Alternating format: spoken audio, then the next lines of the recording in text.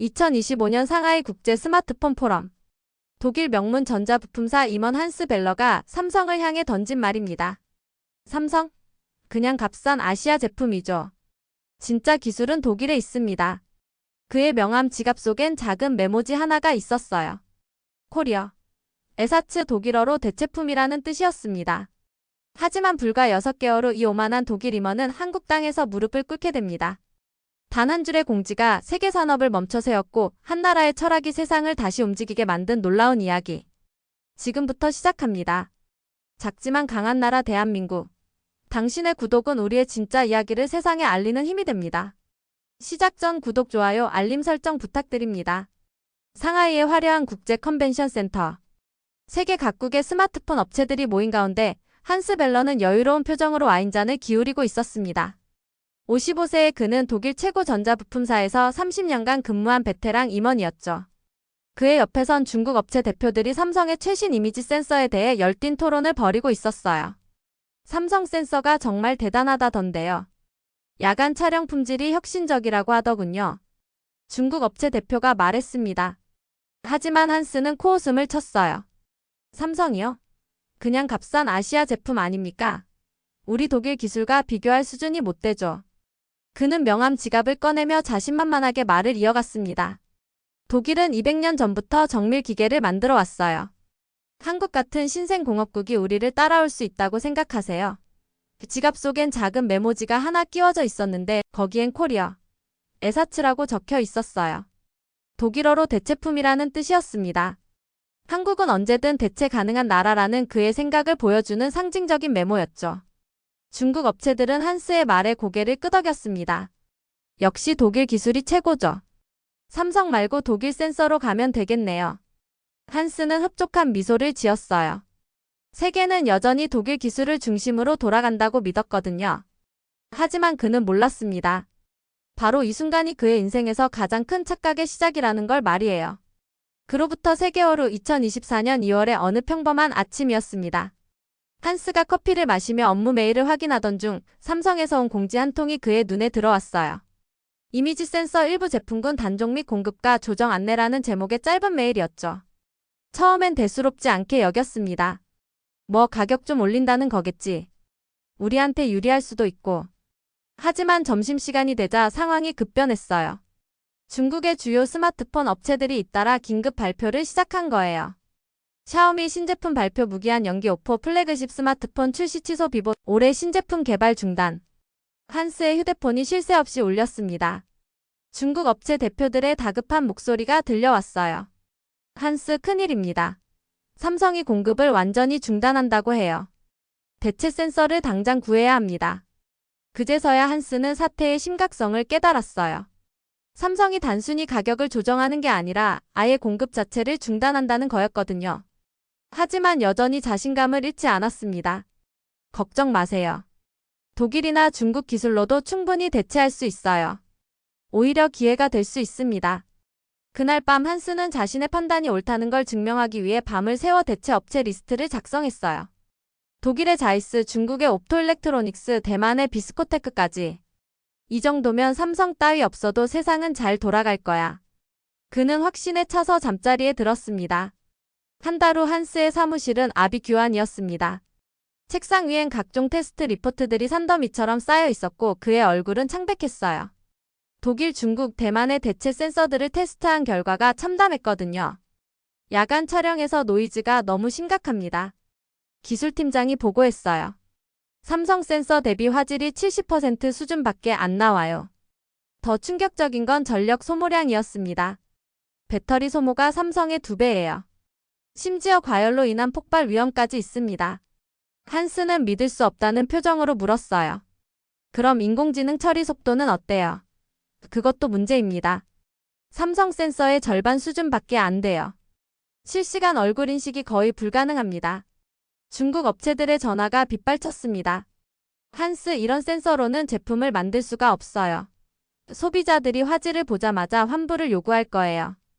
그들의 목소리엔 절망감이 가득했죠. 그 순간 한스는 깨달았어요. 자신이 30년간 쌓아온 기술에 대한 자신감이 착각이었다는 걸 말이에요. 한국의 기술이 단순한 대체품이 아니라 이미 세계 최고 수준에 도달해 있었던 거죠. 하지만 인정하기엔 자존심이 너무 컸습니다. 아직 포기할 때가 아니야. 다른 방법이 있을 거야. 2024년 4월 한스는 삼성 본사에 직접 연락을 시도했습니다. 하지만 돌아온 답변은 냉정했어요. 공급 재개는 불가능합니다. 새로운 파트너십에 집중하고 있습니다. 삼성은 협상 자체를 거절했던 거죠. 그때 독일 본사에서 긴급 화상회의가 소집됐어요. CEO의 목소리는 차가웠습니다. 한스 자네가 6개월 전에 뭐라고 했었지? 삼성 없어도 된다고 했잖아. 그런데 지금 이 상황은 뭔가? 죄송합니다. 예상보다 상황이 복잡했습니다. 한스는 고개를 숙였어요. CEO는 계속했습니다. 우리 회사 매출이 30% 떨어졌어.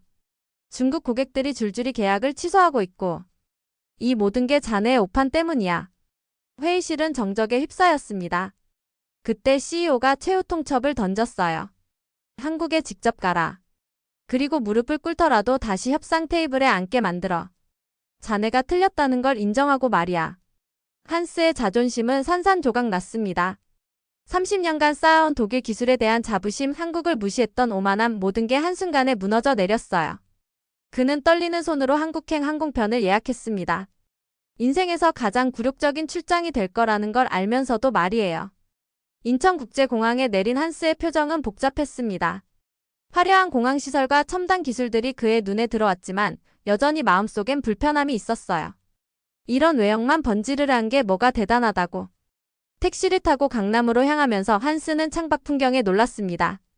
마천 루드 사이로 보이는 삼성, LG, 현대의 빌딩들. 그 규모와 위용이 프랑크푸르트 못지 않았어요. 겉으로만 그럴듯해 보이는 거겠지. 진짜 기술력은 별거 아닐 거야. 다음 날 삼성 본사 앞에 선 한스는 묘한 기분이었습니다.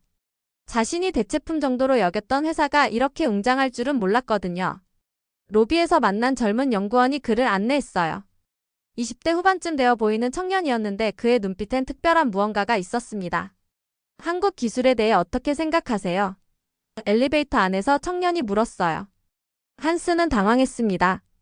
보통은 외국인 임원에게 이런 직설적인 질문을 하지 않거든요. 상당한 발전을 이뤘다고 생각합니다. 외교적인 답변을 했죠. 그때 청년이 미소를 지으며 말했어요.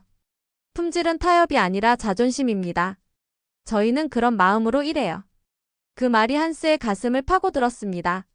문득 돌아가신 아버지가 했던 말이 떠올랐어요.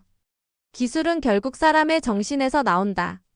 삼성 연구소 투어는 한스에게 충격 그 자체였습니다. 거대한 클린룸 안에서 진행되는 센서 제조 과정을 보면서 그는 자신의 편견이 얼마나 어리석었는지 깨달았어요. 이 센서 하나를 만들기 위해 몇 번의 테스트를 하시나요? 한스가 물었습니다. 연구원이 대답했어요. 10,000번 이상입니다. 각각의 픽셀이 완벽하게 작동할 때까지 반복해요. 10,000번이요? 한스는 믿을 수 없다는 표정이었어요. 더 놀라운 건 품질 검사 과정이었습니다. 기계 검사를 마친 후에도 사람이 직접 육안으로 하나하나 확인했어요. 기계가 놓칠 수 있는 미세한 결함까지 찾아내기 위해서입니다. 연구팀장의 설명이었죠. 한스는 독일의 자이스 공장과 비교해봤습니다. 아무리 독일이 정밀하다고 해도 이 정도는 아니었어요. 이 정도 품질 관리는 처음 봅니다. 비용이 엄청날 텐데요. 그러자 연구팀장이 빙긋 웃었어요. 비용보다 중요한 건 신뢰입니다. 저희 센서를 쓰는 모든 스마트폰이 최고 품질이어야 하거든요. 그 순간 한스는 깨달았습니다. 한국의 기술이 단순한 가격 경쟁력이 아니라 품질에서도 세계 최고 수준에 도달해 있다는 걸 말이에요. 자신이 30년간 독일 기술의 우월성을 믿어왔는데 그게 착각이었다는 게 충격이었죠. 투어를 마치며 연구팀장이 말했어요. 저희는 부품을 파는 게 아니라 철학을 팝니다. 완벽을 추구하는 철학 말이에요. 한스는 고개를 숙였습니다. 저희를 가르쳐 주세요. 제가 틀렸습니다. 그로부터 한 달 후 놀라운 소식이 전 세계를 흔들었습니다. 독일과 한국이 공동 연구소를 설립한다는 발표였어요. 한스가 주도한 이 프로젝트는 독일의 체계적인 절차와 한국의 집요한 품질 철학을 결합한 혁신적인 시도였습니다. 공동 연구소는 베를린과 서울 두 곳에 설립됐어요. 한스는 이제 매월 한국을 오가며 한국 연구진들과 함께 일했습니다. 처음엔 문화적 차이 때문에 어려움이 있었지만 점차 서로를 이해하게 됐어요. 한국 연구진들의 열정은 정말 대단했습니다. 밤 12시까지 연구소에 남아서 실험을 반복하는 건 기본이었고 실패해도 포기하지 않고 다시 도전하는 모습이 인상적이었어요. 반면 독일 연구진들의 체계적인 접근 방식은 한국 동료들에게 새로운 영감을 줬죠. 6개월 후 첫 번째 공동 개발 센서가 완성됐습니다.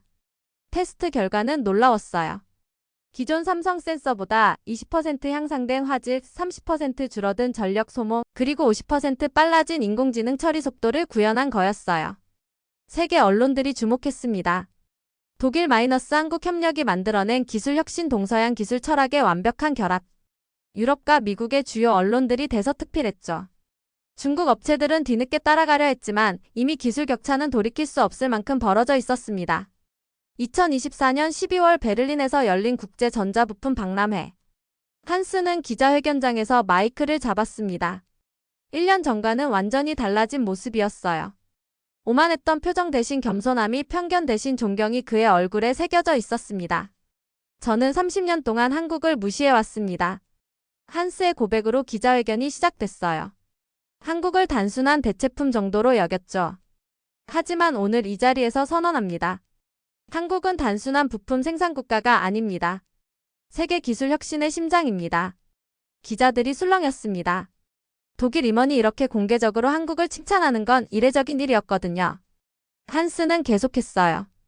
독일의 체계적 사고와 한국의 완벽주의가 만났을 때 세상이 경험하지 못한 혁신이 탄생했습니다. 회견을 마치고 호텔로 돌아온 한스는 명함 지갑을 꺼냈습니다. 그 오래된 메모지를 보면서 씁쓸하게 웃었어요. 코리어.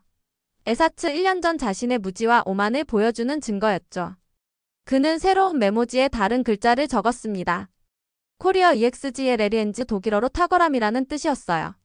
창밖으로 보이는 베를린의 야경을 바라보며 한스는 생각했습니다.